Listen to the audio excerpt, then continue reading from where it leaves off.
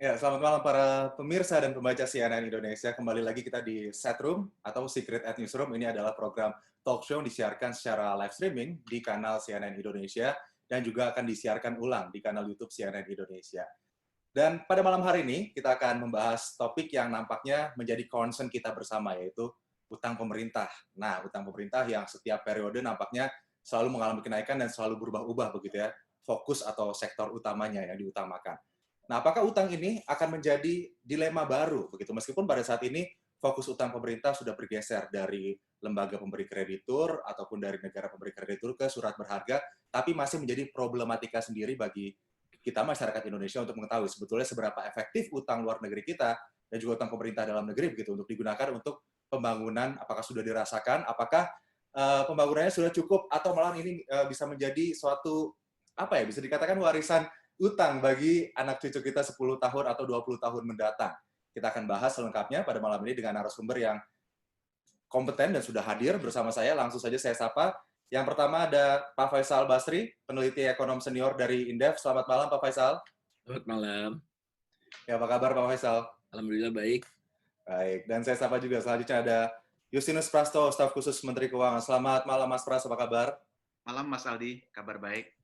Baik, selanjutnya juga ada Pak Eki Muharam, Komisi 11 DPR RI. Selamat malam Pak Eki. Selamat malam. Kabar baik ya Pak? Baik, Alhamdulillah. Oke. Dan sebelum kita ngobrol-ngobrol lebih jauh lagi soal utang luar negeri, pemanfaatan utang, alokasi utang, hingga pembiayaan utang, kita akan simak terlebih dahulu video yang sudah disiapkan oleh tim CNN Indonesia berikut ini. Bank Indonesia mencatat utang luar negeri Indonesia sebesar 404,7 miliar US dollar pada akhir Mei 2020. Utang tercatat tumbuh 0,5% secara tahunan atau melambat dibandingkan kuartal sebelumnya yang naik 7,8%.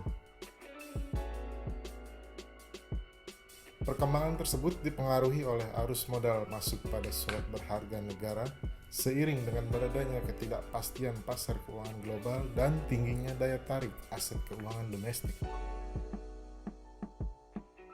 Peningkatan jumlah utang luar negeri terus meningkat dalam 2 dekade.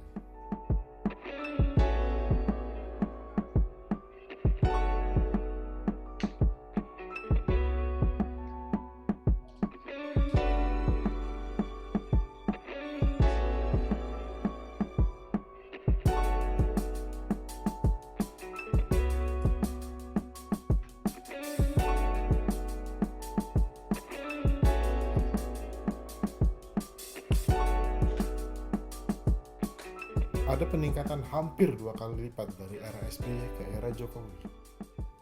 Dari jumlah utang luar negeri saat ini, Singapura adalah pemberi pinjaman terbanyak untuk Indonesia, yaitu 17,89%.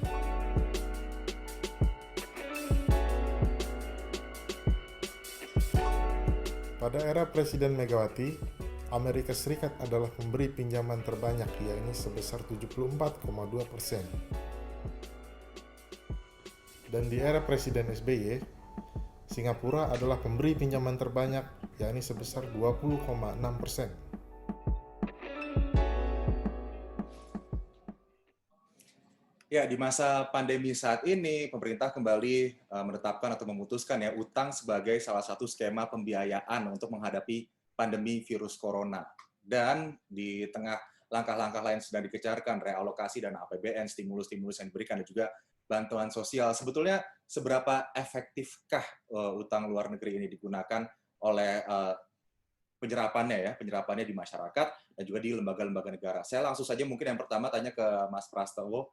Mas Pras, terkait keputusan Menkyu yang kembali menggunakan utang sebagai langkah atau jurus untuk menghadapi pandemi ini. Sebetulnya kenapa dipilih lagi utang? Kenapa tidak mengoptimalkan, memaksimalkan dana anggaran yang dimiliki saat ini?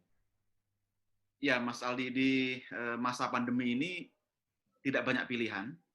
Dan kalaupun kita memilih utang itu memang pilihan pahit yang harus diambil sebenarnya. Karena itu yang paling mungkin saat ini. Nanti Pak Eki bisa menambahkan bagaimana di DPR diskusi dengan Komisi 11 dengan banggar terjadi. Kita bayangkan COVID menyerang di awal tahun saat kita sebenarnya sedang memupuk optimisme gitu ya. tiba-tiba menyerang, lalu ekonomi kita betul-betul lumpuh, aktivitas ekonomi hampir tidak ada, PSBB dan sebagainya. Karena ekonomi menurun, maka konsekuensinya pajak pasti turun. Padahal pajak ini sumber penerimaan kita, pajak bea cukai. Nah, sekarang saat pandemi ini kebutuhan belanja pun meningkat untuk menangani pandemi, dampak sosial yang bertambah dan sebagainya. Konsekuensinya defisit harus melebar. Defisit melebar, nggak bisa mengandalkan penerimaan pajak, ya pembiayaan kita hanya utang. Itu yang paling mungkin. Tetapi toh itu pun dilakukan dengan hati-hati dan selalu dikomunikasikan sebenarnya dengan Komisi 11, dengan Banggar tentang pelebaran defisit. Dan bagus sekali memang diskursus yang terjadi sampai akhirnya kita menggunakan skema burden sharing dengan Bank Indonesia. Ini supaya apa? Supaya berbagi beban sehingga tidak terlalu tinggi beban bunganya. Yang kedua, tetap menjaga kredibilitas moneter dan fiskal. Maka belanja tetap menggunakan APBN supaya governance-nya bagus dan bisa dipertanggungjawabkan. Pembiayaan menggunakan utang yang dijual ke Bank Indonesia. Itu kira-kira cara berpikirnya. Lalu karena belanja semua dengan APBN, ya otomatis itu akan dipertanggungjawabkan. Audit BPK, dipertanggungjawabkan ke DPR dan sebagainya. Nah, mudah-mudahan dengan skema ini setidaknya, meskipun pilihan kita utang dan ini tidak mudah, ini pilihan pahit, tapi toh masih bisa kita efisienkan karena tadi skemanya menggunakan burden sharing. Begitu kira-kira Mas Aldi. Baik, mungkin saya lempar selanjutnya ke Pak Eki. Pak Eki, terkait dengan pemilihan utang sebagai sumber pembiayaan ini. Ini mungkin yang ingin kita ketahui adalah ini juga menjelang kemerdekaan ya, 75 tahun Indonesia merdeka. Kita tidak ingin setelah kita bebas 75 tahun dari kemerdekaan dari penjajahan kolonial, nantinya anak cucu kita malah ternyata dijajah oleh utang begitu. Kalau melihat porsi utang yang dimiliki saat ini oleh Indonesia, seluruh utang pemerintah begitu. Anda melihat ini masih dalam postur yang aman atau tidak, melihat situasi yang saat ini terjadi di APBN kita dan juga di situasi ekonomi makro yang saat ini kita miliki? Ya, pertama jelang 17 Agustus ini saya ingin mengucapkan selamat ulang tahun ya HUT RI ke-75 yang sekarang lagi rame soal logo ya. Emang ya bukan tepatnya, tapi memang saya udah survei sih hampir semua, memang 90% yang disurvei sama saya itu memang menuju kepada logo tertentu memang. Tetapi yang menyedihkan bukan itu saya. Ya itu juga mungkin harusnya lebih hati-hati ya. Kemarin logo dikritik soal Palu Arit, sekarang logonya terkait dengan agama tertentu. Itu harusnya kan lebih hati-hati ya, selevel setting gitu ya. Tapi yang menyedihkan adalah di ulang tahun 75 itu setiap warga negara Indonesia yang akan lahir akan diwarisi hutang belasan juta rupiah ya, luar biasa ya. Mungkin sebentar lagi 20 juta tuh, mendekati 20 juta. Udah belasan juta rupiah. Artinya apa? Artinya jadi ada beban seperti itu ya yang ditanggung nanti oleh para anak-anak yang baru lahir. Anak kita, ya betul. Nah, sementara kan natural resources kita yang tadi dibilang SPF, mau dijadikan SPF, tapi mau bagaimana dijadikan SPF kalau di Indonesia? Karena apa? Karena sekarang konsesi mineral, minerba itu dan minyak sebagian besar dikuasai asing ya. Apa yang hampir semuanya, termasuk land juga, land deposit kita. Artinya menghadapi 75 tahun ini kita harus introspeksi bahwa rezim itu cuma 5 tahunan. Ya. DPR 5 tahunan, presiden pemerintahan juga 5 tahunan, maksimal 2 kali kalau pemerintah. Tetapi negara ini harus sustain terus sampai dengan mungkin hari kiamat datang. Nah ini yang harus sebetulnya harus dijawab ke depan kalau memang pendanaannya sumber dari utang ya dan kecenderungannya menaik terus walaupun ada koridor batasan 60% dari GDP ya, ini harus kreatif. Memang tidak elok kalau berbicaranya pada saat mengkritisi utang ini pada saat pandemi ya. Kalau saya konsisten ya sejak awal pemerintahan sekarang ini saya konsisten sebelum pandemi ya sudah mengkritisi terkait dengan utang ini, efektivitas utang itu sendiri. Kalau soal pada saat pandemi menggunakan utang saat ini, saya sependapat dengan Pak Justinus ya bahwa ya saat ini tidak ada option ya. Makanya kalau sekarang lebih kepada kalau saat pandemi sekarang ini tadi pertanyaannya apakah efektif tidak efektif, justru karena ini bersumber dari utang, ini harus lebih hati-hati lagi gitu. Jangan asal-asalan nih gitu kan ya. Betul-betul disalurkan menjadi government expenditure kepada hal-hal yang betul-betul sangat prioritas, kepada yang sangat urgen. Kalau ini pandemi, maka fokus kepada pandemi. Jangan sampai ada justru dalam saat pandemi ini pihak-pihak yang dalam tanda petik mengambil rente ekonomi. Bisa dibayangkan ketika beban ekonomi berupa hutang itu luar biasa besarnya pada saat pandemi, kemudian ada pihak-pihak tertentu yang mengambil rente, dan tren itu ada ya bisa dicium lah kira-kira begitu. Nah itu pesan saya begini. Tapi kalau soal tren utang itu di dalam pemerintahan 5 tahun pertama memang cukup mengkhawatirkan. Oke, dan meskipun Menteri Keuangan kita menyatakan tidak ada negara yang tidak berhutang begitu ya, tapi Ya, tidak. memang Itu sependapat, tidak ada negara yang tidak berhutang, tetapi efektivitas dan tingkat utangnya kita nggak bisa dibandingkan dengan Jepang, dibandingkan dengan Singapura yang utangnya, ataupun dengan Amerika begitu ya. Kita harus membandingkan dengan apple to apple beberapa negara. Saya sependapat seperti itu, tapi efektivitas dan menunjukkan bahwa ya dalam 5 tahun terakhir ini efektivitas utang kita terhadap sebagai pendorong pertumbuhan itu belum memadai ya. Bisa dibayangkan. Saya akan tanya sama Mas Pras terkait dengan apakah sudah efektif begitu penggunaan utang yang diambil pada saat ini untuk kemudian menuntaskan pandemi, atau malah tadi seperti kecurigaan dari Pak Eki ada langkah kutip ya yang bermain di belakang ya. Tapi saya ke Pak Faisal terlebih dahulu mungkin Pak Eki. Pak Faisal, ini Anda melihat langkah pemerintah untuk menambah utang untuk mengatasi pandemi di tengah situasi yang sedang seperti ini, bahkan beberapa negara tetangga kita sudah mengkonfirmasi resesi begitu, apakah sudah menjadi langkah yang bijak atau sebetulnya ada pilihan lain sebetulnya? Kalau tadi kan Mas Pras bilang ini adalah the only one option yang harus diambil. Pak Faisal bagaimana? Pertanyaannya apakah ada pilihan, kan tidak ada. Jadi seluruh negara, Amerika, Saudi Arabia, Bahrain, Kuwait, Indonesia, Singapura, semua utang. Kan defisit. Anggarannya defisit. Nah, defisitnya itu ditutup dengan utang, tidak ada cara lain. Ada menjual aset, tapi kan nggak bisa tergesa-gesa gitu. Jadi memang tidak ada pilihan. Semua negara melaksanakan itu. Semua, tanpa kecuali. Sudah optimal belum, Pak Faisal? Nah, pertanyaannya kan kita tidak bisa melihat pada era pandemi saja. Iya, betul. Nah, pertanyaannya mengapa selama 5 tahun terakhir peningkatan utang relatif pesat? Pertama, itu tax ratio turun terus dalam 5 tahun terakhir. Jadi, kan pemerintah maunya banyak, tapi kemampuan menarik pendapatan sendiri dari tax ratio itu turun terus. Mencapai titik terendah dalam 50 tahun terakhir. Kan itu. Jadi, ya terpaksa porsi utangnya jadi semakin banyak kan, karena pendapatannya berkurang. Relatif loh ini karena tax ratio. Kalau pendapatan naik terus tapi dibandingkan dengan PDB, peningkatan utang itu lebih cepat daripada peningkatan PDB.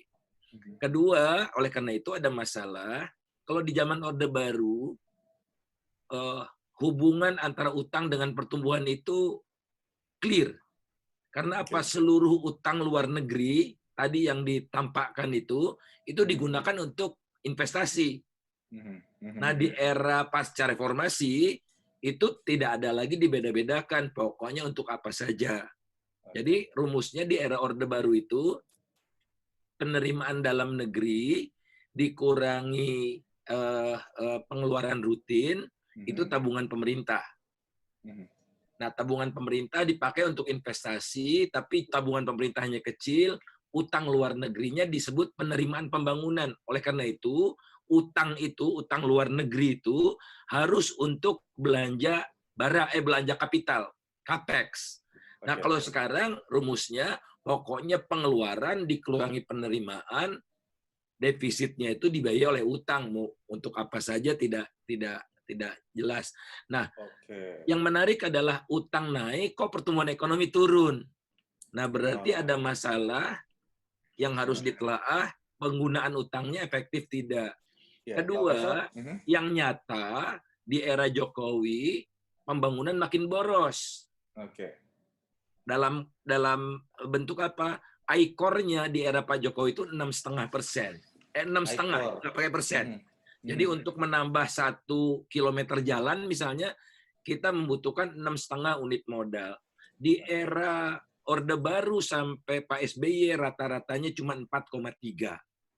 Jadi di era Jokowi dibutuhkan 50% tambahan modal lebih banyak yang antara lain digunakan untuk utang. Oleh karena itu cukup beralasan kalau dikatakan oleh Mas Eki ini penggunaannya kira-kira belum optimal gitu. Ini kelihatan sekali. Nah, dilihat dari magnitude-nya utang per PDB kita masih sangat terkendali, masih jauh dari 60%. Ya, betul. Namun jelas beban bunganya tinggi. Kalau Singapura utangnya 120% dari PDB. Indonesia cuma 30%. Tapi beban bunga di Singapura itu 0, sekian persen dari pendapatannya. Di Indonesia udah belasan persen mendekati 20%. Oleh karena itulah pemerintah sebetulnya sudah mulai kewalahan. Oleh karena itu berbagi beban kan. Karena sudah kewalahan kan. Artinya utangnya udah kebanyakan sebetulnya. Tapi kalau berbicara soal korelasi antara utang dan juga pembangunan, kita kan bisa melihatnya dari rasio utang terhadap PDB itu, Pak Faisal. Iya begitu? Iya, kalau rasio utang terhadap PDB naik, tapi digunakan untuk capex yang produktif, otomatis pertumbuhan ekonominya kan naik. Kalau ini pertumbuhan ekonomi di era Jokowi kan mentok di 5% aja, mandek gitu di era 5%. Dibandingkan dengan 6% di era 5 tahun sebelumnya. Nah itu harus ditelaah ya. Tapi kan kenapa ya kemudian ada hipotesis. Seperti tidak ada korelasinya dengan pembangunan yang ada saat ini, begitu Pak Faisal? Ada korelasinya. Nah, hipotesis kedua boros. Karena boros kita butuh utang lebih banyak kan. Kalau tidak boros, utangnya tidak perlu terlalu banyak. Tapi kalau melihat membandingkan ya Indonesia dengan negara-negara emerging markets lainnya dalam mengelola tata keuangan negara, kemudian menstabilkan situasi makro yang ada, bagaimana sih Pak Faisal? Argentina jauh lebih parah dari kita. Ya. Brazil agak kerepotan juga gitu. Nah kita ini termasuk yang manageable gitu, manageable walaupun tadi saya harus katakan bahwa ada masalah nih dari penggunaan utang. Jadi misalnya kita membangun, kok kita tidak bertanya, kita membangun jalan kok lebih mahal per kilometernya, kita bangun bandara kok lebih mahal per kilometernya, belum lagi kualitas. Baru berapa tahun udah ambruk melulu tuh atap, gitu kan. Nah yang begitu-begitu loh, kan ini karena apa? Perencanaannya tidak matang. Cukup banyak proyek pembangunan yang dibiayai dari utang itu tidak lewat proses perencanaan di Bappenas. LRT tiba-tiba bangun gitu. Pendanaan tidak ada kan? Pendanaan tidak ada, oke ditalangi dulu oleh adikarya. Tidak ada bidding proses. Jadi tidak dikompetisikan, semua ditunjuk. Ada satu lagi yang harus kita perhatikan, utang pemerintah dan utang BUMN non sektor keuangan. Itu sekarang sudah 1 kuadriliun. Itu naiknya lebih tajam. Kenapa BUMN naik? Gara-gara pemerintah juga membebani mereka melebihi kemampuan mereka. Jadi misalnya Utama Karya disuruh bangun Trans Sumatera ya. Itu pemerintah cuma ngasih uang lewat PMN, penyertaan modal negara 6,4 triliun, sisanya cari sendiri. Oh itulah, apalagi kalau tidak dengan utang. Nah, utang-utang BUMN ini 68% dalam falas. Tapi tidak satu pun BUMN itu praktis menghasilkan devisa. Jadi kalau utangnya model begini, falas segala macam, pengaruhnya ke stabilitas moneter lewat rupiah gitu. Nah, jadi kalau ini digabung, lebih tinggi lagi tuh kira-kira 40%. Net to GDP ratio-nya. Utang pemerintah kepada BUMN.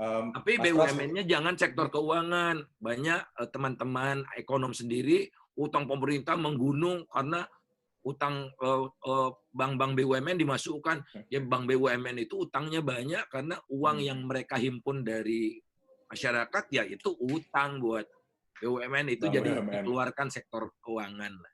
Ya, Oke. dana pihak ketiga itu. Mas Pras, mungkin ini ingin merespon tadi yang dipaparkan oleh Pak Faisal terkait dengan itu pembangunan dan juga utang, kemudian juga perencanaan yang kurang matang nampaknya, kemudian utang pemerintah yang tidak hanya utang luar negeri, tapi juga utang BUMN lewat falas atau valuta asing. Sebetulnya bagaimana, Mas Pras, kondisinya pengelolaannya? Ya, ya Mas Aldi. Saya rasa masukan kritik Pak Eki, Bang Faisal itu valid ya, akurat, dan dalam banyak poin saya juga sepakat ini menjadi concern pemerintah, catatan pemerintah untuk perbaikan ke depan. Ini yang terus kita evaluasi dan kita coba cari terobosan supaya ada perbaikan. Nah, saya merespon beberapa hal. Pertama misalnya tentang cara melihat utang ini ya. Ini kan kontinuum, panjang. Saya juga tidak sepakat kalau kita melihat utang itu dibandingkan antar rezim. Misalnya ini Pak Jokowi bandingkan Pak SBY, bandingkan Bu Mega. Karena selain masing-masing punya konteks dan tantangan sendiri-sendiri, karena SBN kita itu sebagian besar memang utang kita sebagian besar dalam SBN, yang jangka waktunya itu rata-rata 5-10 tahun, sebenarnya otomatis rezim berikutnya pun akan menikmati beban bunga yang diwariskan. Sama juga pemerintahan Pak Jokowi kan mewariskan beban ke pemerintahan berikutnya. Maka itulah kenapa sebenarnya penataan kelembagaan dan akuntabilitas kebijakan itu harus ditempatkan dalam konteks yang lebih utuh, tidak boleh antar rezim gitu ya. Jadi Pak Jokowi juga kalau tidak ingin mewariskan beban utang, kita harus kredibel, itu sepakat.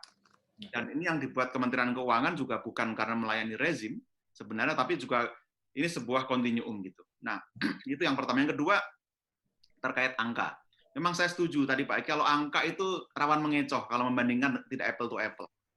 Indonesia rasionya masih bagus, tetapi tidak boleh juga terlena karena itu saya sepakat. Tapi kalau kita bandingkan rasio utang pada PDB ya, Mas Aldi, kita ini bahkan di urutan 158 dunia. Rendah sebenarnya. Tapi lagi-lagi saya sepakat, tidak berarti itu produktif atau pasti baik. Tantangan kita adalah, satu, bagaimana kita membuat utang kita itu lebih efisien dari sisi beban bunganya. Ini sedang diupayakan, dan kalau kita lihat tren terakhir ini, pemerintah sudah bisa semakin menekan yield atau beban bunga. Itu terbukti dengan semakin turunnya suku bunga utang kita. Itu yang jelas kelihatan. Lalu yang kelihatan lagi adalah bagaimana penggunaan utang juga lebih produktif. Itu harus diakui. Meskipun utang kita sekarang ada sekitar 5.264 triliun, tapi aset pemerintah itu juga 2 kali lipatnya, 10.000 triliun. Artinya kalau dari si perusahaan, rasio utang terhadap modal cukup signifikan, kekuatan kita untuk meleverage itu. Jadi kita juga harus percaya diri, banyak hasil yang kasat mata dan itu bisa dinikmati. Tanpa mengabaikan catatan Bang Faisal dan Pak Eki tadi. Tapi apa yang menyebabkan Mas Pras kemudian negara kita ini masih sering bergantung pada pembiayaan eksternal begitu daripada sumber daya yang ada di dalam negeri? Ya, sebenarnya Mas Aldi, kalau lihat postur utang kita yang 5.264 triliun itu, 84% sendiri kan surat berharga negara sebenarnya.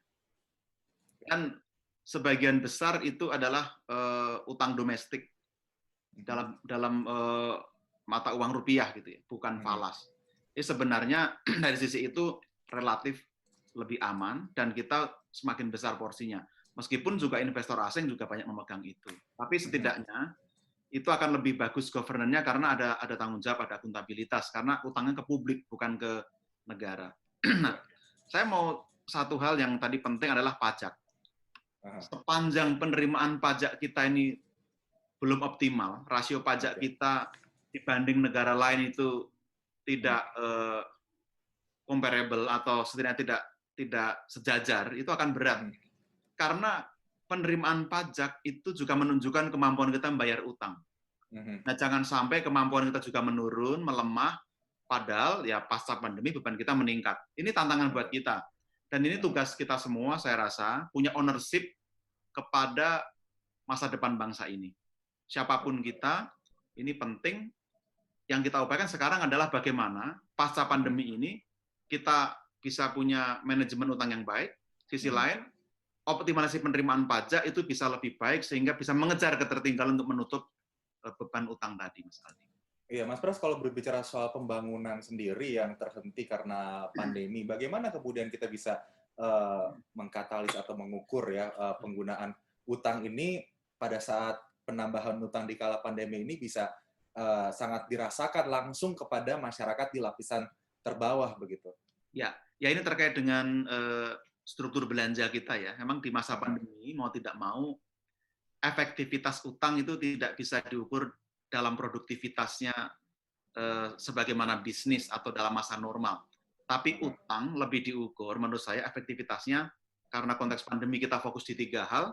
Satu, kesehatan, yang kedua adalah safety net atau perlindungan sosial, dan ketiga stimulus ekonomi. 3 hal ini kita jadikan ukuran. Bagaimana penanganan kesehatan, bagaimana safety net, dan bagaimana stimulus ekonomi betul-betul dirasakan masyarakat, jatuh pada orang yang tepat, bermanfaat, dan dari sisi ekonomi betul-betul menyelamatkan pelaku ekonomi, lalu juga bisa mengungkit perekonomian sehingga bisa bangkit dan pulih lagi. Oke, jangan sampai malah nanti ya tadi ya resesi teknikal yang kita takutkan terjadi mungkin di masa pandemi ini. Saya ke Pak Eki, selanjutnya Pak Eki, terkait dengan pengawasan efektivitas utang ini, sebetulnya apa yang dilakukan? Ya, ini makanya diskusi kita nih kalau difokuskan kepada 2020 pada masa pandemi ini, ya menjadi sebetulnya bisa misleading ya untuk mengupas utang ini. Kenapa? Karena ketika saat ini memang belanja juga tidak bisa diukur sebagaimana normal ya. Jadi saya sih lebih kepada kalau untuk yang 2020 masa pandemi ini adalah efektivitas tidaknya itu tergantung daripada goal daripada belanja tadi yang 3 disebutkan oleh Pak Justinus ya. Misalnya terkait dengan belanja untuk penanganan pandemi sisi kesehatannya. Ya serapan jangan dari macam-macam dulu deh. Dari serapannya aja itu sangat rendah sekali ya. Kita ketika kalau selain masa pandemi, mungkin sebelum pandemi saat ini sudah sejauh mana pengawasan yang telah dilakukan? Ya baik. Kalau sebelum masa pandemi kita fokus kepada kriteria-kriteria dari sebuah utang ya. Misalnya contoh tadi membandingkan dengan kenaikan utang dengan GDP kita, kemudian dengan tax ratio kita ya. Artinya apa? Artinya salah satunya kemudian ICOR juga kalau terkait dengan capital expenditure-nya. Nah, faktanya dari parameter sebelum masa pandemi ini kita sangat worry ya dengan efektivitas tadi. Ya saya senang dengan Pak Justinus ya, memang ini harus otokritik ya, pemerintah juga harus memperbaiki ya. Mungkin walaupun tidak dikaitkan dengan sebuah rezim pemerintahan, tapi mau tidak mau kan ini manjang ya. Jadi mungkin pada saat yang periode kedua ini ingin diperbaiki, tiba-tiba ada pandemi. Jadi nggak bisa dinilai ya. Kita harus diakui tadi misalnya ada penurunan ICOR kita ya. Ya memang apalagi kalau dibandingkan dengan pakai US dollar ya. Kita pakai US dollar misalnya.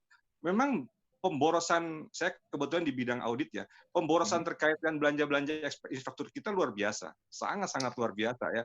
Bahkan saya punya keinginan kalau perlu ada audit forensik ya terkait belanja infrastruktur kita ya.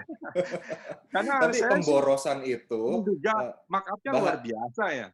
Pak Eki, kalau menurut Anda pemborosan itu yang tadi Anda sudah ucapkan, ini melihat rasio utang kita terhadap PDB juga sebetulnya membahayakan atau tidak? Ya, kita ini seperti bukan jadi gini loh. Saya sih membandingkan satu negara ya. Ini rumor yang beredar enak berbisnis di Vietnam sekarang katanya. Kenapa? Di Vietnam itu kan ya dalam tanda kutip sama seperti zaman jahiliyahnya kita. Zaman dulu lah kira-kira begitu, korupsi dan sebagainya. Nah, di era yang sudah modern kayak begini, kok nggak transparan begitu ya? Kok tadi memang ada sinergi BUMN, tapi faktanya sebetulnya sinergi BUMN kemudian disubkonkan lagi yang lebih besar biayanya. Jadi urusan kualitas, urusan markup di era-era yang seperti ini kok ya bukan patut diduga sih sebetulnya, tinggal dibuktikan saja sih dengan audit ya, cuman belum ada perintah dari DPR kepada BPK ya. Nah, ini juga kita punya kutipan ya, quotes dari Presiden Jokowi pada saat pertama kali ia menjabat, begitu di tahun 2014. Boleh ditampilkan teman-teman, ini soal pengoptimalan APBN, tidak perlu mengutang, begitu ya. Nah ini, tapi nyatanya pada tahun 2020 utang kita terus-terusan naik, begitu. Pak Eki mungkin punya tanggapan. Ya, kalau itu kutipan 2013 mungkin karena belum ngerti timnya. Tapi kalau kutipan itu ini kan terkait dengan ini kan, pemanfaatan utang dari rezim ke rezim, begitu kan. Ini ya, kan betul. awalnya pada tahun 2014 targetnya bisa kok menggunakan APBN dengan optimal sehingga tidak perlu Ya, utang. itu karena belum ngerti aja timnya. Yang penting kan menang dulu. Kalau itu sih wajar. Pertumbuhan 7% gitu kan, tapi mikirnya cara gimana. Tapi kalau 2018, 2019 kemarin ya sebetulnya kalau masih berkomentar timnya masih tim ekonominya, mudah-mudahan Pak Justinus bukan yang punya ide itu ya. Ya, jelas bukan izinnya Mas Pras ya. ya Mas Pras ya. Ya, Okay. ya jelas utang itu ada. Jadi efektifnya sebetulnya isunya adalah bukan tidak berutang ya. Isunya adalah bagaimana utang itu digunakan secara bijak dan digunakan efektif untuk pertumbuhan dan kesejahteraan rakyat. Begitu kira-kira. Tapi kalau misalnya tadi seperti kata Pak Eki pada awal-awal, wah jangan sampai nanti orang bayi yang baru lahir langsung dibebankan utang 11 juta rupiah atau belasan juta rupiah gitu. Ini elaborasi 20 juta. Ini bisa dielaborasi lagi sebetulnya ketakutan seperti apa ini Pak Eki yang dimiliki terkait dengan utang kita yang semakin membengkak? Ya begini, sebetulnya Pak Mas Pras itu lebih paham ya korelasi antara kemampuan bayar dengan GDP. Walaupun GDP gede, kalau kemampuan bayar negara yang diidentifikasikan dengan tax ratio itu rendah, ya utangnya bebannya akan semakin besar, begitu. Jadi artinya GDP kita ya belum bisa membuat struktur penerimaan negara yang baik, kira-kira begitu. Mas Pras paham itu. Nah yang kedua, ini saya ingin mengomentari ya, jangan-jangan dalam tanda petik ya, ini jangan ngomongin soal pada saat COVID ya. Kalau COVID kan perdebatan lah, apa insentif fiskal atau pen yang digunakan untuk apa para pengusaha itu cukup banyaklah perdebatan termasuk omnibus law ya. Tetapi harus diakui bahwa dalam insentif belanja perpajakan dan juga termasuk kebijakan ekonomi selama beberapa tahun terakhir ini tidak efektif untuk mendorong pertumbuhan sektor swasta ini ya. Saya tidak di mana titiknya, apakah karena terlalu ada peran negara lewat BUMN yang terlalu dominan ya, ataukah karena memang tidak mampu menarik pajak karena memang adanya tax avoidance dan lain sebagainya, atau mungkin karena belum berhasil memperluas dan ekstensifikasi dan intensifikasi perpajakan. Saya rasa ini harus digali ya oleh pemerintahan sekarang, dan mudah-mudahan bisa ada perbaikan pasca COVID ini. Bisa dibayangkan ya, ingat ya, dicabutnya batas atas 3% defisit kita itu sampai anggaran 2022. Tetapi 2021 ternyata saya tidak tahu, mungkin Mas Pras punya bocoran. Katanya akan melebihi dari range yang disepakati dengan DPR defisitnya ya, katanya seperti itu. Nah, bisa dibayangkan tuh kalau 2020 Desember ini gagal ya penanganan COVID ya, dan juga dampak-dampaknya, 2021 juga sudah demikian defisitnya, bagaimana mungkin 2002, kan harusnya 2002 turun tuh defisitnya dibandingkan dengan 2021. Bagaimana mencapai 3% lagi kalau yang tadi saya sampaikan terkait pidato nota keuangan Presiden ya. Yang tahu bocoran kan. Saya ke Pak Faisal, soalnya Pak Faisal mungkin ingin menanggapi terkait dengan posisi utang Indonesia. Dikatakan tax ratio kita masih kecil, penerimaan pajak belum optimal, begitu penerimaan lain juga ya mungkin pada saat pandemi ini kita bisa kesampingkan masalah itu. Tapi soal posisi kita sebetulnya apakah bisa kita rapuh karena utang, begitu, melihat kondisi yang ada saat ini, karena kita murni menjadi negara pengutang, begitu Pak Faisal? Iya, rapuh sih tidak ya, tapi ikhwal bebannya itu semakin besar ya. Oleh karena itu minta bagi-bagi beban, kan itu sinyal sebetulnya bahwa utang kita udah kebanyakan. Ya, kalau kita dan kalau saya tidak salah pemerintah kan akan stop dulu global bonds gitu ya. Nah, tapi saya ingin apa ya, ini kelakar ya, pemerintah mah curang ya. Kalau membandingkan yang bagus-bagus, dia bandingkan dengan era yang lalu. Kalau pas eranya jelek, nggak boleh dibandingkan. Rasanya curang bener gitu. Saya itu cuma pakai perbandingan juga dengan negara-negara tetangga. ICOR kita itu tertinggi dibandingkan negara tetangga. Dan itu ada di dokumen Kementerian Keuangan ya, yang terbaru, yang terkait dengan itu, dan itu disadari. Jadi yang saya ingin tuh ada satu kesadaran baru, mengakui ada yang salah dalam proses pembangunan ini gitu. Ada yang salah ya. Pak Jokowi juga kan udah ngakui, Pak Jokowi sendiri mengakui kebanyakan nih bangun bandara nih, ya kan? Padahal misinya adalah maritim, tapi bandara yang lebih banyak dibangun. Nah, ada begini repot kita. Coba kalau bangun sistem transportasi nasional yang baik gitu ya. Jadi Anda bisa lihat di blog saya memuji Jokowi banyak hal. Inflasi Jokowi itu terendah sepanjang sejarah Republik Indonesia. Nah, pemerintah bilang relevan itu membandingkan inflasi. Jadi kalau yang bagus-bagus relevan, kalau yang jelek-jelek tidak relevan.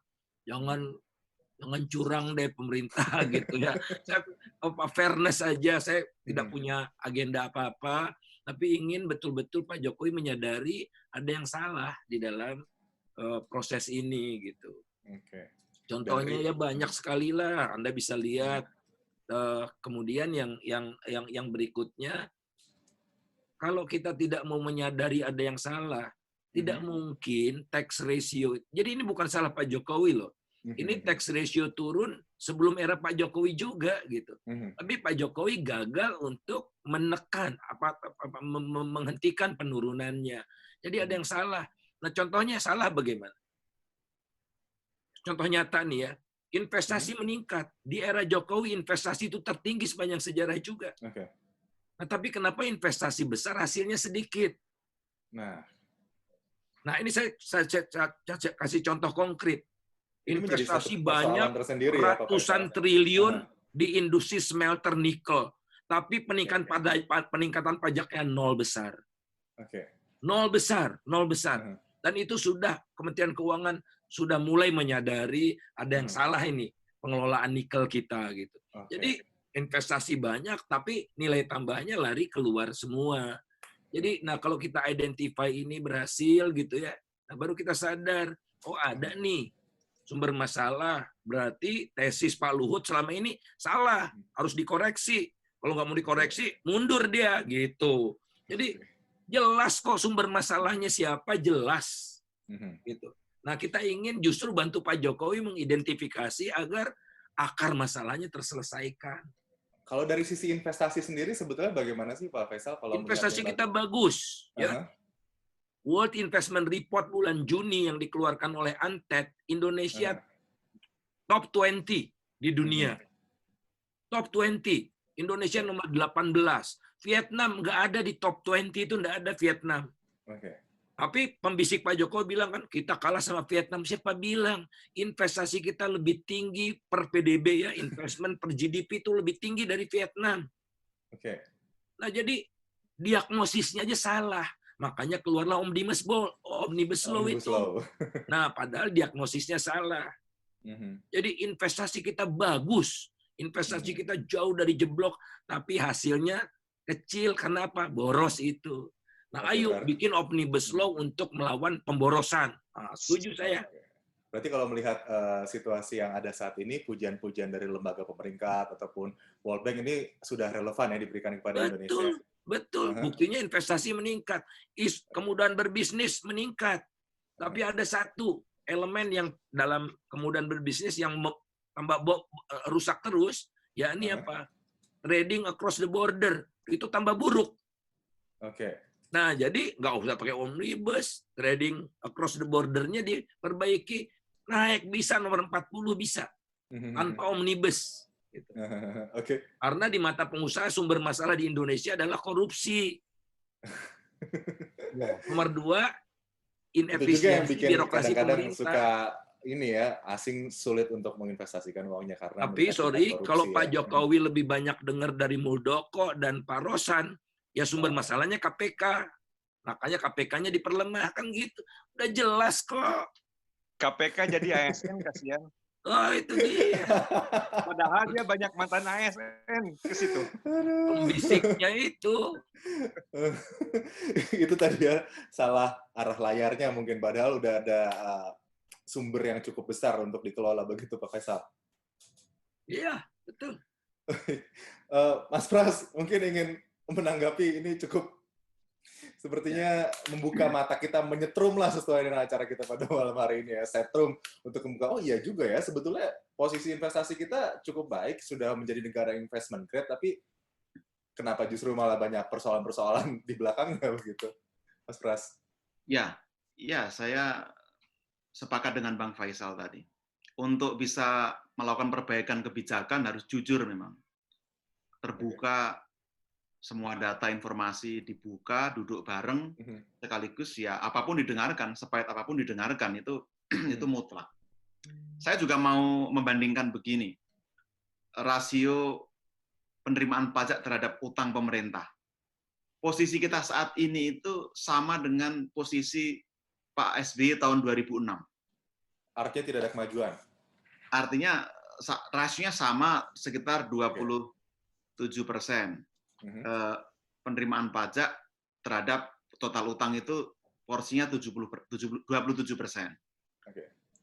Rasio terbaik itu tahun 2012, zaman Pak SBY bisa mencapai 42%. Ya, tanpa perlu memperdebatkan penyumbang penerimaan pajak, menurut saya kita pernah punya suatu masa di mana rasio pajak itu cukup signifikan terhadap utang. Nah, itu sekarang mengalami penurunan. Jadi posisi sekarang memang sama dengan ketika Pak SBY memulai. Artinya kita kalau mau mengejar reformasi pajak perpajakan, ya betul. Jadi utang rasanya sekarang memang tidak bisa dihindari, nominalnya meningkat, persentase pun meningkat, tapi harus di-manage. Saya setuju Pak Eki tadi. APBN bisa ekspansif itu hanya tahun depan window-nya, opportunity. Maka harus dimanfaatkan betul pemulihan ekonomi ini, penanganan COVID ini. Nggak hanya ekonomi, kesehatan terutama, supaya kita betul-betul selesai di 2021, dan setelah itu harus konsolidasi lagi. Karena waktu kita nggak banyak, hanya sampai 2022. 2023 kan sudah harus di bawah 3%. Itu tidak mudah. Nah, dalam rangka itu ya cara mengejar berarti optimalisasi penerimaan pajak dan PNBP. Tadi betul Bang Faisal, soal nikel dan sebagainya, ini kalau ditata dengan baik, direform betul, kita optimis. Apalagi di pajak sekarang sudah membangun apa yang disebut core tax system, sistem administrasi yang terintegrasi. Lalu sekarang akan ada perpres tentang penggunaan NIK sebagai nomor identitas tunggal. Itu juga akan sangat membantu.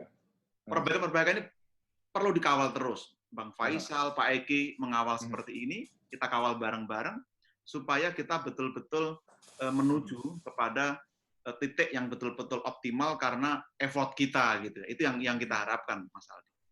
Ya, Mas Pras, kalau peran dari institusi keuangan sendiri, begitu, perbankan untuk kemudian ikut menstabilkan ya situasi moneter saat ini, sebetulnya apa yang perlu dikencangkan lagi sehingga utang-utang yang diberikan kepada Indonesia untuk sektor produktif benar-benar bisa produktif, terutama untuk masyarakat yang menengah ke bawah begitu, seperti kita ketahui UMKM sebagai penggerak ekonomi Indonesia.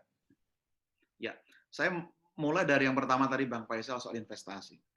Betul, mungkin secara rasio kita tinggi, rasio investasi terhadap PDB, tapi karena tidak produktif, tidak efektif, karena boros tadi itu jadi problem. Di sisi lain, memang kita punya tantangan untuk mengejar pertumbuhan yang sekarang itu negatif, ketika government spending juga ada batasnya, konsumsi juga negatif, investasi kalau bisa dioptimalkan juga tidak masalah, menurut juga baik. Yang penting kan cara modal itu masuk, lalu bisa stay di sini, dan produktif itu yang menjadi tantangan. Nah, bagaimana dengan sektor-sektor termasuk sektor keuangan? Ya, ini yang mau difokuskan apanya, Mas Aldi? Ya, terkait dengan itu tadi, peran dari lembaga sektor keuangan itu. Ya. Nah, di sisi lain betul. Kita juga perlu pendalaman sektor keuangan. Masih terlalu dangkal. Instrumen-instrumen masih banyak bisa dielaborasi di sektor pasar modal maupun pasar uang. Itu masih peluang yang sangat besar. Dan kalau kita lihat memang volatilitas nilai tukar kita salah satunya kan karena investasi di sektor ini masih relatif rendah. Ini opportunity menurut saya. Kita kalah dibanding Thailand misalnya, kalah dibanding negara-negara sebaya dalam hal kedalaman finansial kita. Ini perlu terus di-create karena dana masyarakat itu banyak juga yang nganggur dalam tanda kutip karena banyak di Sepertinya juga surat berharga negara atau obligasi negara ini lebih banyak dilirik oleh investor asing daripada domestik. Ya, memang itu tadi. Itu selain literasi keuangan, juga persepsi orang Indonesia masih lebih senang bisnis atau investasi bukan di SBN atau sukuk misalnya, tapi lebih senang membeli emas atau deposito. Ini kan soal literasi. Tapi soal trust building juga penting. Asing yang membeli SBN itu barangkali juga bukan asing murni itu. Ya Pak Eki, ya mungkin itu orang Indonesia yang beli dari luar juga gitu loh. Pakai proxy. Ya, pakai proxy. Tidak terlihat sebagai beneficial owners gitu kan. Itu. Terima kasih Pak Pras. Sekarang kita perlu membuka ini semua, transparansi ini penting. Itu modal awal kita. Lalu kita perkuat, kita perdalam pasar keuangan, pasar modal dengan instrumen yang baik, ditambah kepastian hukum, ditambah iklim politik yang sehat, rasanya Indonesia akan menjanjikan sebagai tujuan investasi, apalagi kita ini negara yang sangat besar dan potensi untuk itu, Mas Aldi. Pak Faisal, sebetulnya apa sih yang harus dilakukan oleh pemerintah sekarang, pemerintah Jokowi begitu agar utang ini peruntukannya itu efektif? Kembali ya, tadi saya ingin koreksi Mas Aldi ya. Jadi surat utang tuh ada dua jenis. Ada global bonds, ada local currency bonds. Nah, global bonds katakanlah semua oleh asing. Nah, local currency bonds itu investor paling besar domestik. Asingnya sekarang tinggal 30-an%. Jadi bukan dominan dia. Bahkan asingnya mulai turun, domestiknya naik. Namun masalahnya adalah bonds pemerintah itu per PDB masih rendah sekali, Jadi lebih rendah dari sebagian besar negara lah. Jadi memang tadi kedalaman sektor keuangan kita parah. Nah, masalahnya menurut saya pemerintah itu maunya kebanyakan. Jadi harusnya diberikan kesempatan yang sama buat semua lembaga keuangan untuk berperan. Nah, kalau sekarang kan katanya presiden tidak boleh, kata presiden kan menteri nggak boleh punya visi sendiri. Visinya visi presiden. Nah, Erick Thohir punya visi sendiri sekarang. Dia besar peranan BUMN dalam PDB sampai 30%. Jadi semua dikasih ke BUMN. Nah, coba cek Mas Eki. Mas Eki percaya nggak dalam waktu sekejap BRI dan Mandiri bisa menyalurkan kredit buat UMKM sampai 20 triliun? Wow. Tidak. Saya berani jamin ya. Itu kanibalisasi. Jadi debitur yang lama dilunasi, ini ada instrumen baru itu. Jadi too good to be true, masa pemerintah nggak sensitif sih? Nah ini cara membesarkan BUMN dengan cara-cara yang nggak benar. Itu Erick Thohir, tegur harusnya presiden. Kita bukan mau membangun state capitalism, kita ingin membangun bersama-sama. Masa Mandiri disuruh nyalurkan kredit buat UMKM, kan nggak ada kompetensinya.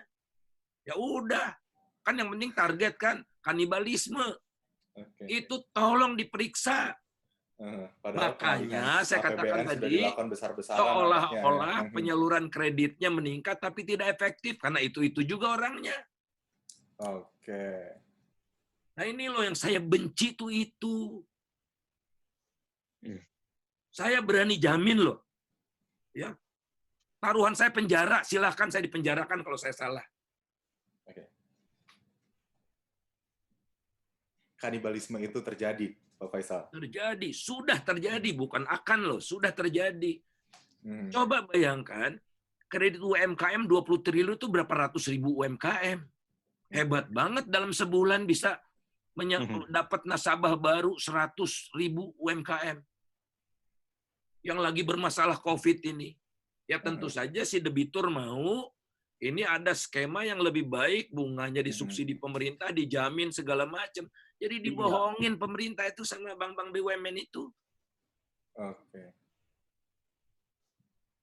Apa namanya? Terang benderang. Nah itu yang saya katakan tidak efisien itu. Investasi banyak kan, pengeluaran negara banyak tapi tidak efektif. Tolong diperiksa. Ya. Tanggapannya mungkin ya Pak Eki terlebih dahulu dari oposisi ya, dari PKS. Pak Eki melihat apa yang tadi diungkapkan oleh Pak Faisal termasuk juga kanibalisme yang dilakukan gitu kan. BUMN juga sering menjadi sorotan kala dalam rangka pemulihan ekonomi nasional atau tanda kutip ini bagaimana? Kanibalisme ini bukan terjadi pada saat COVID saja. Pada saat sebelum COVID juga terjadi. Ketika kita dengar pendapat RDP dengan BPR misalnya ya, itu mereka nasabah kan BPR nggak diberikan fasilitas untuk menyalurkan KUR. Dulu bank BPD atau bank daerah juga nggak diberikan fasilitas ya. Yang ketika dan sekarang ada tambah lagi fasilitas subsidi bunga di era COVID ini, dan ada skema-skema pinjaman yang lebih menguntungkan bagi UMKM. Tujuannya sih positif saja untuk membantu UMKM. Tetapi ya benar tadi tidak realistis ya. Yang terjadi adalah ya tadi kanibalisme yang nasabahnya BPD yang bank daerah yang bagus lari itu. Nasabah BPR yang bagus lari itu. Karena apa? BPR dan BPD tidak punya sumber pendanaan yang murah sebagaimana bank-bank BUMN tersebut, begitu kan. Kalau mau fair ya lihat kemampuannya. Ya, kemampuan itu saya kebetulan paham terkait perbankan ini, ya kemampuan itu bukan soal masalah modal. Artinya ada duit ya tidak. Infrastruktur perbankannya juga berbeda-beda ya. Saya ingat betul itu ketika program KUR dulu juga BNI dan Mandiri awalnya menolak sesungguhnya. Karena memang bukan core-nya dia begitu kan. Nah, kita lihat sekarang nih ada bank lain, ada Exim Bank ya. Yang sekarang lagi bermasalah NPL-nya udah puluhan %. Kenapa itu terjadi? Ya, nah karena salah urus lah. Nah, apakah kita nanti bank-bank BUMN juga akan dalam tanda petik menyimpan bom waktu begitu ya? Sebetulnya dilibatkan saja sebanyak-banyaknya instrumen di sektor keuangan ini ya. Jadi jangan cuma hanya diberikan kepada bank-bank yang himbara lah. Ya bank-bank daerah dilibatkan ya dan sebagainya. Dan ini peran OJK juga harusnya untuk pendalaman dan transmisi kredit murah ini momentum sekarang sebetulnya. Ya, kita kan biaya perbankan kita sangat tidak efisien. Bopok kita sangat termasuk yang terbesar di kawasan kita nih. Artinya ketika ada transmisi sumber pendanaan murah, kemudian dilempar kepada UMKM dan yang debitur yang kecil itu juga murah. Ya, dan banknya efisien, maka pertumbuhan ekonomi akan terbantu jelas. Karena tidak bisa pertumbuhan ekonomi di masa COVID dan pasca COVID ini hanya mengandalkan belanja pemerintah, hanya mengandalkan government expenditure, nggak bisa. Ya, jadi saya tadi sektor keuangan harus ada perannya di situ. Ya, Pak Eki, kemudian kalau dengan kondisi seperti itu, apa dampaknya kepada masyarakat secara langsung? Ya, begini. Jadi negara ini harus mulai memikirkan cara lain ya. Yang 5 tahun dalam kondisi normal saja itu kan tidak begitu kalau dibilang tidak berhasil 100% totally kan tidak ya. Tetapi banyak program-program dan kebijakan-kebijakan yang untuk menyentuh tadi UMKM ya untuk pertumbuhan ekonomi itu ternyata tidak sesuai dengan sasaran. Kemudian dalam rangka sinergi BUMN selama 5 tahun juga ternyata tidak membuat efisien juga belanja modal dari BUMN tersebut. Nah, kesehatan BUMN juga semakin amburadul kalau sekarang dibedah. Nah, sekarang ingin mengulang kembali ya kebijakan-kebijakan seperti itu. Nah, ini harus ada resetting ulang. Bagaimana sih sebetulnya menyentuh UMKM ini? Nah, ini harus ya berpikir keras lah ya. Saya rasa tidak bisa dengan sederhana, kasih duit BUMN, terus kemudian menggerakkan, menciptakan 100.000, sekian ratus ribu UMKM baru, tidak demikian ya. Saya rasa. Jadi harus berpikir, kalau bisa ditanya teknisnya seperti apa, ya mungkin waktunya yang nggak cukup ya.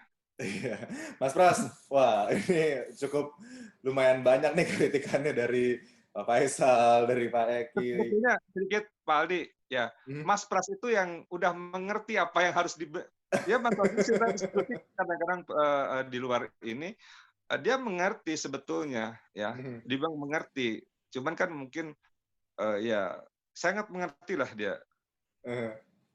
Bagaimana Mas Pras? Mungkin ini percepatan stimulus ya yang bisa dirasakan langsung pada masyarakat, jangan lagi-lagi BUMN lagi begitu. Mungkin gimana Mas Pras? Ya, saya akan mulai dari satu bacaan yang sangat bagus dari kolega saya Pak Kiki Veriko ya di Kementerian Keuangan. Ketika analis atau ekonom mengatakan kita sedang mengalami deindustrialisasi, analisis dan kalkulasi Pak Kiki menunjukkan sebaliknya. Kita bukan deindustrialisasi, tapi kalau bandingkan produktivitas manufaktur dalam konteks term of trade 2019 dibanding 2015 ada peningkatan produktivitas, tetapi kontribusi pada PDB menurun, itu kemungkinan besar atau hipotesisnya adalah kita sedang mengalami transformasi dari low-end manufacture ke high-end manufacture. Manufaktur yang lebih membutuhkan skillful labor. Ini yang menjadi tantangan menurut saya. Jadi ada opportunity. Kita harus optimistik di sini dengan arah kebijakan yang sebenarnya sudah tepat, yaitu Pak Jokowi kan mengatakan periode kedua ini pembangunan SDM kan fokusnya. Nah ini akan menjadi fokus penting karena SDM yang bagus akan menjadi prasyarat atau pengisi kebutuhan mutlak dari industri manufaktur yang sudah bertransformasi tadi. Itu penting. Kenapa saya tegaskan ini? Karena arah APBN 2021 bertolak dari COVID juga, kita ya ada lesson learn juga. Akhirnya kita fokus sekarang industri kesehatan, sektor kesehatan harus di-reform secara total. Lalu pendidikan harus di-reform. Dan yang ketiga, supaya keduanya bisa jalan dengan baik, transformasi digital. Ini penting. Infrastruktur dan sebagainya. Semua ini paradigmanya pemerataan sebenarnya. Maka kalau arah kebijakan itu menuju ke eksklusivisme atau justru memperlebar kesenjangan, tentu ada yang keliru. Dan yang perlu kita perlu cermati, kita kritik, kita revisi bareng-bareng. Nah, otokritik pemerintah di sini penting. Menurut saya, kalau melihat kenapa belanja tidak efektif, nah saya mau menyampaikan, birokrasi itu kan kerja dalam konteks long term, situasi yang normal, mendasarkan pada aturan gitu ya. Agak sulit memang memaksa birokrasi bekerja dalam payung terobosan gitu. Mengubah kebijakan yang cepat, aturan yang cepat, paradigma yang cepat tidak mudah. Ini yang membuat kenapa penyerapan belanja itu jadi sangat lambat. Ini saya kira PR bersama, dan kalau tidak diselesaikan akan jadi problem bagi rezim-rezim berikutnya juga. Nah, maka sekarang mumpung seperti ini situasinya, ini kesempatan menata regulasi, menata kelembagaan, menata praksis kita, dan dari semua kritik tadi, menurut saya ini saatnya kita jahit menjadi satu rangkaian narasi kebijakan yang lebih transformatif, akuntabel, dan betul-betul ya sesuai visi kita, ini mengabdi kepada kepentingan rakyat. Oke, itu tadi. Dan mungkin bisa jadi pada saat pandemi seperti ini, tadi sempat kita juga obrolin ya, soal transformasi digital, revolusi industri 4.0 dengan adanya digitalisasi yang lebih masif, ini bisa mendorong birokrasi tadi bisa lebih simple, tidak berbelit-belit sehingga penyerapan belanja bisa lebih tinggi, Mas Pras. Ya, ada beberapa konsep dalam rancangan Omnibus Law yang bagus menurut saya. Saya meminjam Bang Faisal. Kalau yang kontroversial itu dikeluarkan, rasanya Omnibus ini tadi perizinan dibuat lebih mudah, lalu birokrasi disederhanakan, UKM diperkuat, itu kan bagus sebenarnya. Nah, tinggal sekarang bagaimana meletakkan ini sebagai mainstream.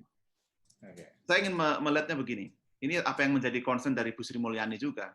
Sepanjang hidupnya, Bu Sri Mulyani adalah orang yang sangat kuat dan teguh dalam hal akuntabilitas, governance, penguatan sistem, integritas. Ini yang mau dibangun. Jadi, bayangan kita adalah intervensi melalui kebijakan fiskal seharusnya mengarah ke sana. Bagaimana kebijakan akuntabel, kredibel, itu tantangan kita. Maka apa yang disampaikan Bang Faisal tadi, kalau ada anasir-anasir yang agak melenceng, ya saya setuju. Ini harusnya menjadi bahan evaluasi Presiden dan juga publik untuk mengingatkan ini. Karena pertaruhan kita, ini pertaruhan pencapaian visi bukan sekedar orang per orang. Ini kesempatan kita to be or not to be, now or never, dalam konteks kita ini punya visi 2045 Indonesia emas. Peta jalan menuju ke sana itu ditentukan saat ini, Mas Aldi. Kalau sekarang ini kita gagal meletakkan fundamen, ya kita menyanyiakan satu kesempatan emas. Gitu. Oke. Pak Faisal, kita kembali coba ke utang lagi ya, utang yang harus ditanggung oleh pemerintah, oleh kita, masyarakat Indonesia. Mungkin nggak sih di momen kemerdekaan ke-75 tahun ini kemudian bisa membawa mindset kita, kemudian bisa merdeka dari utang? Utang itu bukan soal merdeka atau tidak merdeka. Maksudnya tidak berutang lagi. Merdeka dari utang dalam artian efektivitasnya mungkin tinggi, kemudian juga penyerapannya baik, dan sudah bisa terkalkulasi dengan segala hal yang tadi kita sempat didiskusikan. Karena ada juga ekonomi yang mengatakan kita harus bebas dari utang, suatu ketika utang harus nol. Hampir tidak ada di satu negara pun yang utangnya nol. Saudi Arabia yang kayak minyak itu, utangnya juga banyak. Gitu. Jadi bukan persoalan merdeka atau tidak ya. Kita sekarang lebih merdeka dari yang lalu. Kalau yang lalu kita tuh diawasi namanya oleh CGI, IGGI. Sekarang kita tidak ada yang mengawasi karena kita berutangnya ke pasar kan. Nah, tapi kita harus sadar konsekuensi kalau suatu ketika pasar gejolak, kita juga ikut bergejolak. Kita nggak bisa minta rescheduling. Kalau dulu kita utang dengan Jepang, utang dengan Amerika, utang dengan Bank Dunia, bisa jadwalan ulang kalau kita sedang susah. Sekarang nggak bisa gitu. Nah, jadi kita udah lebih merdeka dari sekarang. Artinya kita tidak didikte lagi kebijakannya harus ini, harus bikin undang-undang ini. Dari perspektif itu lebih merdeka.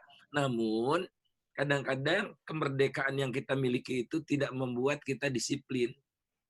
Tidak mungkin ada proyek LRT kalau ditawarkan ke negara donor. Nggak mungkin itu. Ya. Kalau yang dibiayai oleh negara donor, MRT, tertib kan? Nggak ada skandal macam-macam kan? Nggak ada. Semua tepat waktu, segala macam. Jadi kita ini disiplin yang kurang. Nah, kemudian ada behavior yang menurut saya agak buruk ya. Saya percaya Pak Jokowi itu mau dengar. Pengalaman saya langsung mau dengar. Nah, tapi kalau sekarang, apa yang dikatakan Pak Jokowi itu tidak pernah di-challenge lagi gitu. Jadi misalnya tiba-tiba coba bayangkan, kok nggak ada yang mau mengingatkan Pak Jokowi ya? Itu kan pakai duit rakyat juga yang namanya lumbung pangan di Kalimantan Tengah. Ya, itu di era Pak Soeharto gagal, di era Pak SBY gagal. Nah, ini dengan pola yang sama ingin diterapkan dan diserahkan Pimpronya Menteri Pertahanan. Ini kan sudah nggak benar kalau menurut saya nih. Nah, tapi kok nggak ada yang, wah nih Pak, jangan gini, apa. Nggak bisa, gitu. Nah, jadi itu aja udah kentara kan. Itu semua pakai uang rakyat itu, karena ini proyek pemerintah. Kok Menteri Pertahanan, apa gunanya Menteri Pertanian, gitu. Atau siapa kayak gitu yang ahli pertanian. Kemudian jadi ngomongnya jadi ngaco Pak Presiden, dia bilang ketahanan suatu negara itu bukan hanya alutista tapi juga ketahanan pangan. Tahanan pangan. Ketahanan keuangan juga, sekalian aja jadi Menteri Keuangan Pak Prabowo. Atau ditunjuk aja jadi Perdana Menteri gitu-gitu loh. Nah ini kan nggak bisa dijelaskan secara logik dalam pemikiran teknokratik gitu. Semua jadi serba politik. Tapi ini yang benar-benar terjadi begitu ya. Iya, kalau soal kemerdekaan dalam artian apa, kita dulu kan kita merasa tidak merdeka, kita campakkan tuh IGGI kan. Sehingga kita berdaulat penuh. Berdaulat penuh kalau soal utang itu. Oke. Tapi kembali soal utang, mungkin nggak sih Pak Faisal kita bisa jadi negara yang tadinya murni penerima utang, jadi negara kreditur? Oh, kalau kita udah kaya, kan insya Allah kita jadi negara. Sekarang juga kita pernah jadi kreditur tapi kecil ya. Kecil. Jadi sekarang kita bisa dibilang debitur murni lah bisa dibilang. Nah makanya dalam acara di Lemhanas, Dirjen Anggaran tuh saya sentak juga. Dia samakan Indonesia dengan Jepang. Jepang tuh 200% dari PDB. Tapi ingat, ya 200% dari PDB bebannya terhadap penerimaan negara jauh berada di bawah Indonesia gitu. Kemudian Jepang juga pada saat yang sama memberikan pinjaman ke Indonesia gitu. Jadi jangan main ngambil yang enaknya dia sendiri gitu. Itu nggak bertanggung jawab. Bilang aja kayak Mas Prastowo itu kan. Oke, kita harus hati-hati, harus memperbaiki gitu. Jangan menjustifikasi. Kalau kita tidak ada masalah utang, pertanyaannya kenapa kita minta sharing burden sama BI? Kan itu sebetulnya gali lubang tutup lubang. Misalnya gara-gara burden BI terlalu besar, BI-nya rugi. Kemudian modalnya tergerus. Kalau modalnya tergerus berdasarkan undang-undang, pemerintah harus suntik BI. Sama aja nih, kantong kiri, kantong kanan kok. Iya enggak? Kan gitu. Jadi apa bedanya gitu? Kan sama aja. Artinya pemerintah tidak ingin beban di APBN itu terlalu besar. Kalau enggak seperti itu kan 20% kira-kira itu. Jadi pengeluaran untuk pembayaran bunga itu kira-kira 20% dari pengeluaran pemerintah pusat. Akibatnya apa? Yang paling gampang dikorbankan, PNS nggak dinaikkan gajinya kan gitu selama ini. Ingat loh, di era Pak Jokowi PNS 4 tahun nggak naik gaji. Karena PNS nggak bisa demo kan, ya enggak? Tapi coba bayangkan, 4 tahun nggak naik gaji. Padahal inflasi terus jalan kan, kebutuhan semakin naik gitu-gitu. Nah, jadi ruang gerak pemerintah untuk menyejahterakan rakyat kan makin berkurang ya. Selama ini kalau tidak ada COVID, namanya bantuan sosial itu paling kecil. Paling kecil. Anggaran kesehatan lebih rendah selalu ya, selalu lebih rendah dari subsidi energi selalu, kecuali tahun ini gara-gara kesehatannya naik. Kan nggak sejalan dengan retoriknya SDM nomor 1, SDM nomor 1 gitu kan. Jadi sepertinya malah COVID jadi motor penggerak pembangunan saat ini ya. Enggak, kalau saya ngelihat COVID ini, kalau keadaan normal tidak ada COVID, masalah itu tidak mengemuka semua. Bisa ditutup-tutupi. Nah, dengan adanya COVID, kelihatan borok-borok kita itu. Dan ayo, COVID ini kan sudah mahal, ayo kita berubah attitude gitu, berubah attitude, berubah cara pandang, menjadikan COVID ini sebagai pintu gerbang untuk memasuki era baru dengan kebiasaan baru, norma baru, dan sebagainya dan sebagainya. Tapi kalau tidak berubah, gitu ya, aduh terlalu mahal kita. Mas Pras mungkin ingin menanggapi. Ya, saya sepakat Bang Faisal. Utang kita nggak dijajah utang, saya rasa ya. Utang pada dasarnya netral. Itu penting juga untuk literasi publik ya. Kita kan seringkali lebih banyak heboh daripada substansinya. Maka forum ini bagus untuk literasi. Bahkan dalam beberapa hal seperti Jepang tadi, meskipun utangnya besar, bisa produktif, efektif, bahkan memberi utang ke tempat lain, ke negara lain, tetap negaranya kuat. Nah, yang penting sekarang challenge kita adalah bagaimana utang itu di-manage dengan baik, digunakan dengan produktif, lalu tadi kemampuan membayar juga semakin diperkuat, bunganya juga diturunkan. Ini yang menjadi challenge dan sedang diupayakan. Kementerian Keuangan berjuang dan sudah relatif bagus kemajuannya. Lalu optimalisasi penerimaan pajak. Tanpa pajak yang kuat, mustahil rasanya kita ini bisa mandiri, kita bisa memanage ini semua dengan baik atau sustain pembangunan kita. Itu agak sulit. Maka tantangan kita di situ. Nah, sekarang juga menjadi hal yang sangat berat buat pemerintah. Ketika ekonomi seperti ini, kita nggak mungkin mengoptimalkan pajak. Maka ini saatnya sebenarnya menanam investasi, kebijakan, administrasi pajak diperbaiki, disempurnakan, sehingga pada saatnya nanti bisa cepat untuk menjadi tools, instrumen bagi optimalisasi. Yang terakhir saya mau menekankan, ya kalau kita komit utang itu ingin kita batasi atau kita kurangi, mau nggak mau kita mandiri dari penerimaan pajak, ya mari.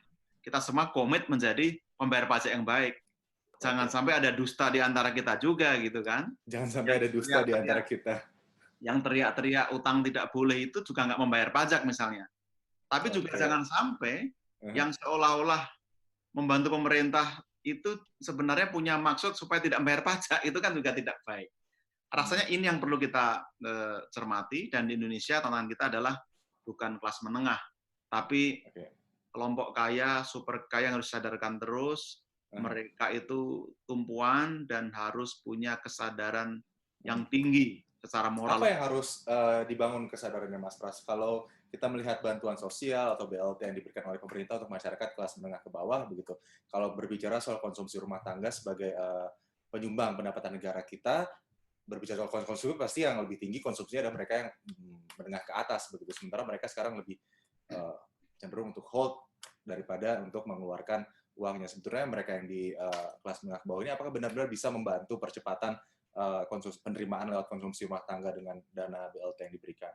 Ya, kalau Bang Faisal tadi mengatakan apa,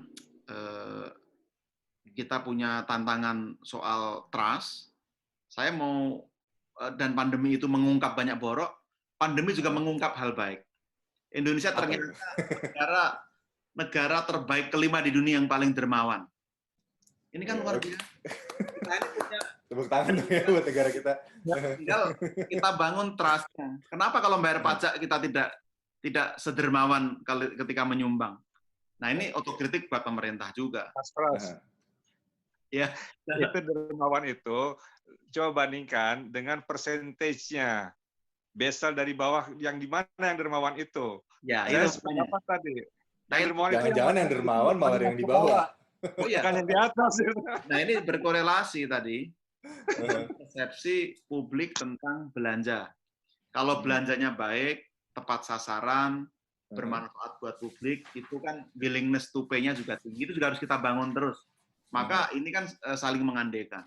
Nah, saya berharap tadi Mas Aldi menanyakan bagaimana tentang APBN kita. Memang agak challenging ini. Kita nggak bisa berharap banyak pada market. Market lumpuh ini karena COVID. Nggak apa-apa, ini saatnya mereka hibernasi gitu ya.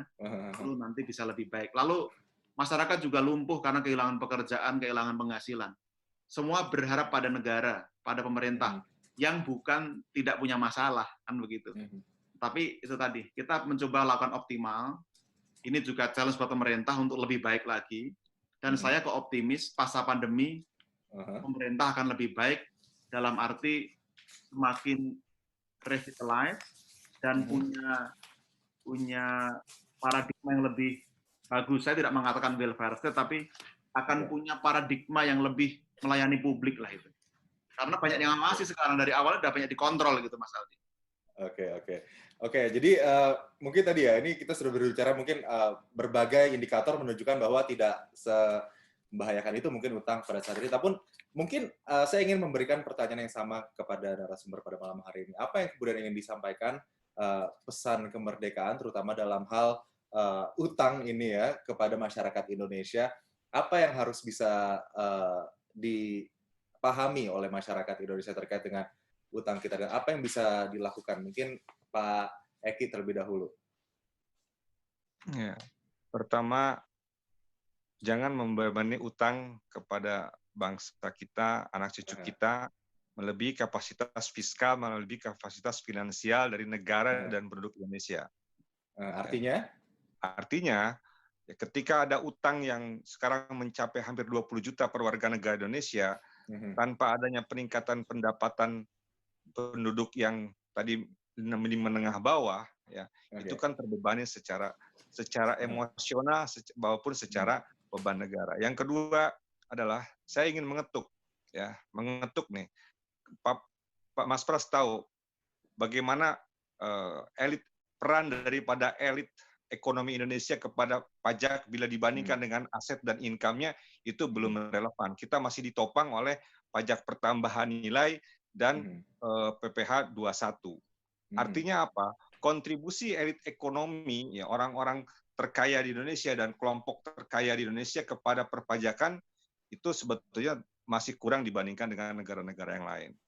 Yang ketiga adalah, ya, dalam masa COVID ini, ya, saya sepakat bahwa tumbuh humanisme, tumbuh kesadaran bersama, ya. Tetapi ternyata ada sebuah hasil penelitian, tumbuh itu justru bukan di kalangan yang di piramida elit tadi, tumbuh itu justru di kelas menengah. Nah, itu luar biasa ya hasil penelitian tersebut. Dan yang terakhir adalah saya selalu ingin mengingatkan, ya, dulu ketika pembahasan tax amnesty, Gubernur Bank Indonesia pada waktu itu Agus Marto mengatakan bahwa, ya, pada pasca krisis dan setelah itu pasca krisis 98 maksudnya, ya, dan juga setelah itu billions dollar, ya, capital flight dari Indonesia ke luar negeri. Kemudian dielaborasi dengan pernyataan Presiden bahwa ada 11.000 triliun, ya, aset orang Indonesia baik liquid yang maupun tidak liquid, ya, ada di luar negeri. Kemudian dikuatkan juga oleh pernyataan Menteri Keuangan pada waktu itu Pak Bambang Brojo, dikuatkan juga oleh Dirjen pada waktu itu Pak Ken.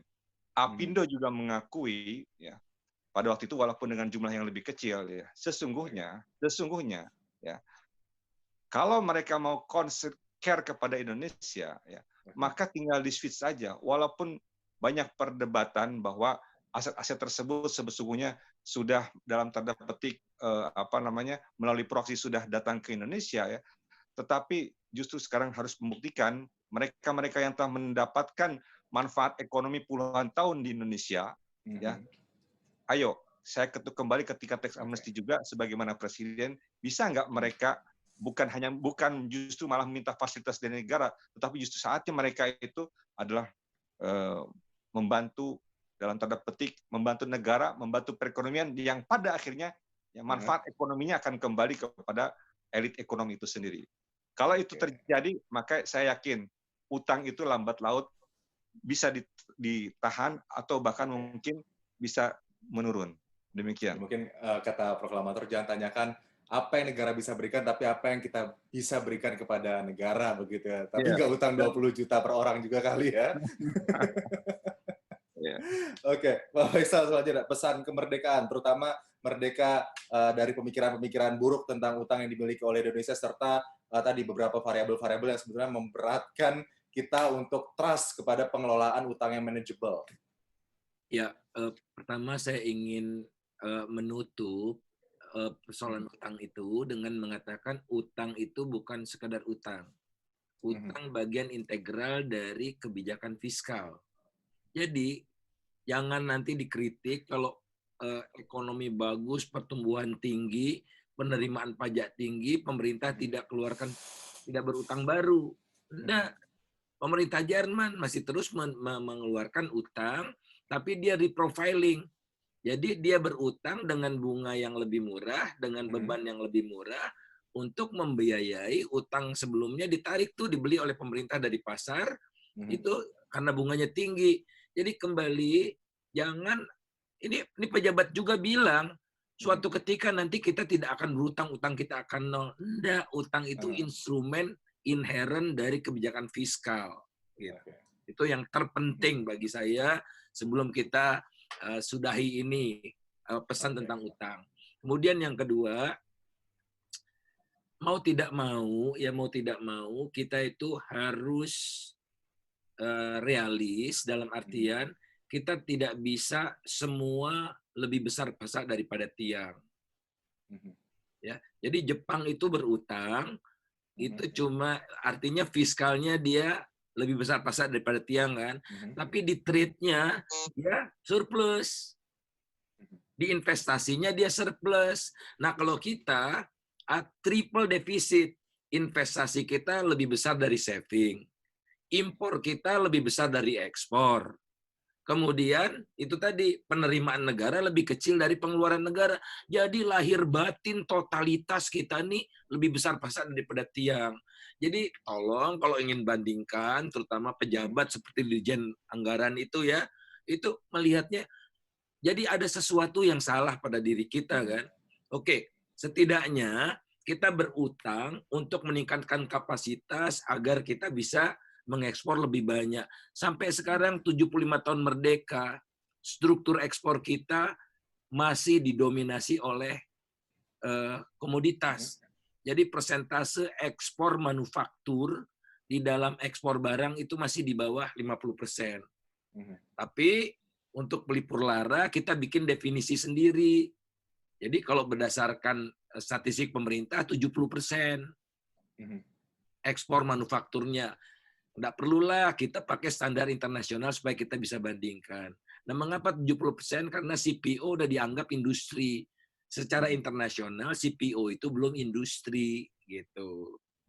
Nah, jadi udah deh kita realis saja, yang penting kita nih maju. Saya yakin kita masih bisa untuk mengubah ya.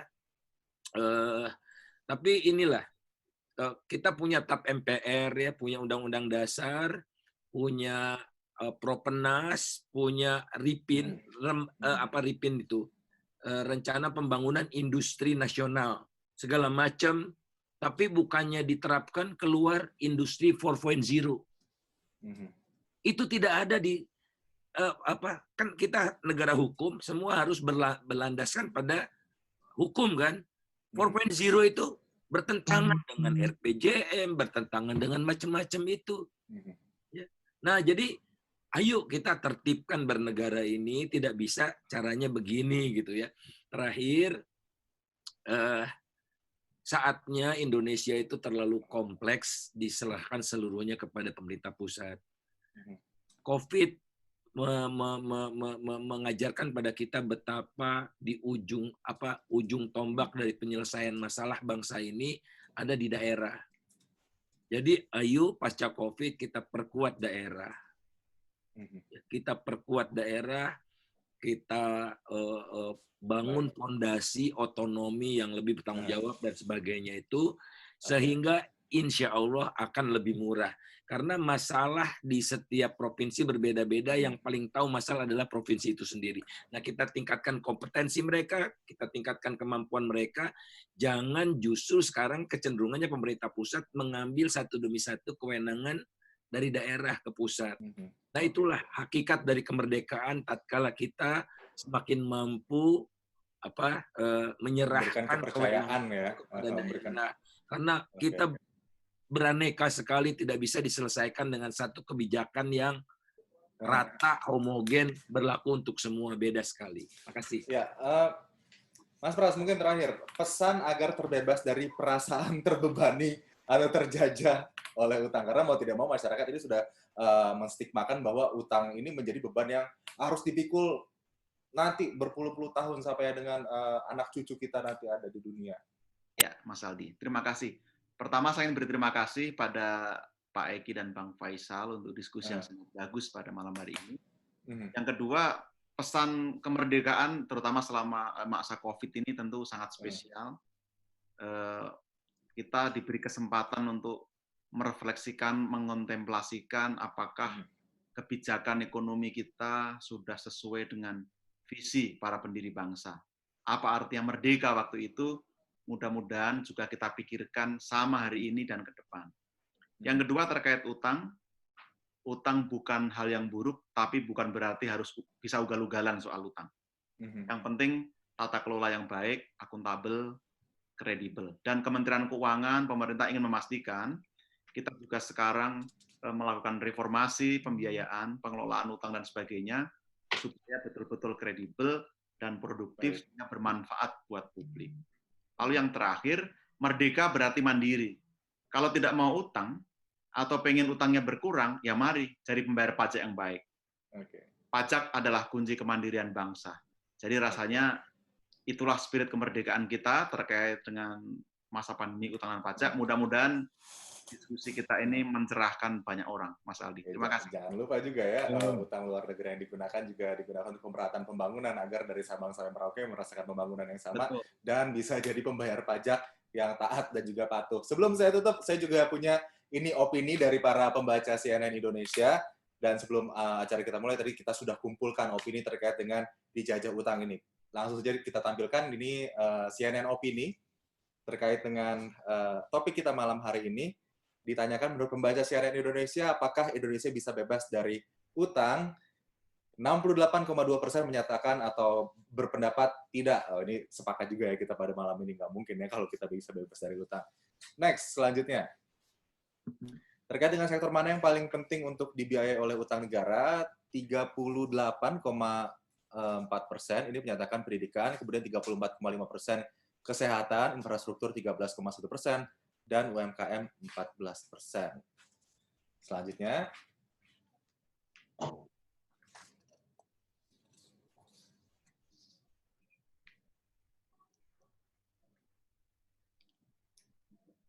ya, bisa ditampilkan. Nah, ini dia.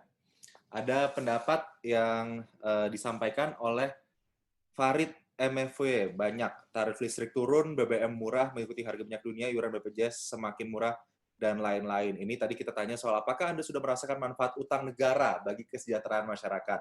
Farid di sini bilang sudah ya, lewat BBM yang mengikuti harga minyak dunia, tarif listrik turun, dan juga iuran BPJS yang semakin murah.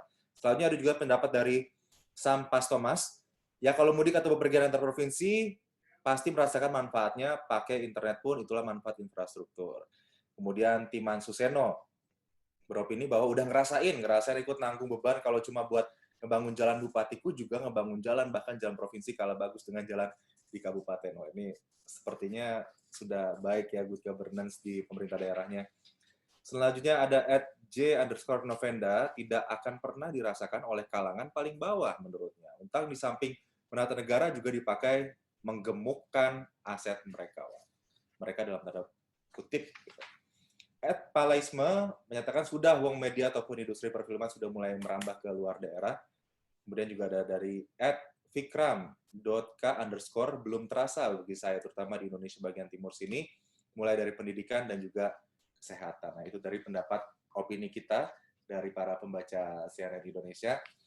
Dan ini menjelang 75 tahun Indonesia Merdeka, besok nota keuangan akan dibacakan oleh Presiden.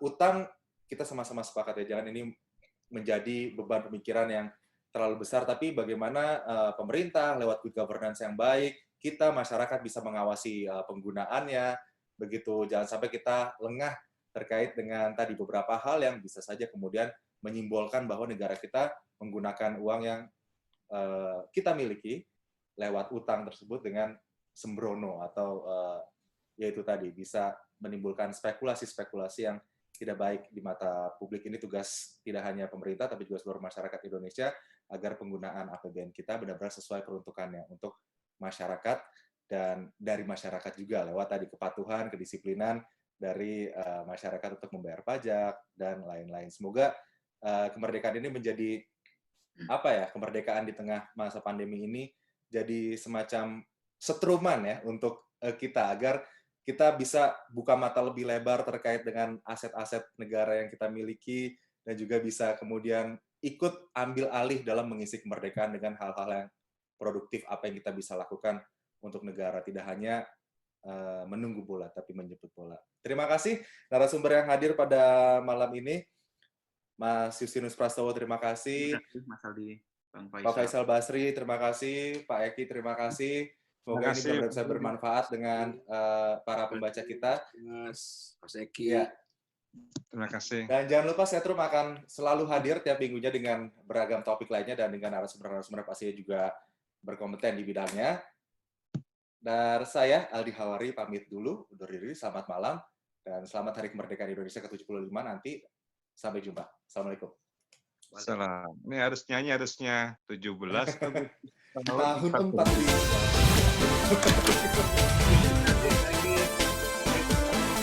Terima kasih Mas Bas, Pak Eki.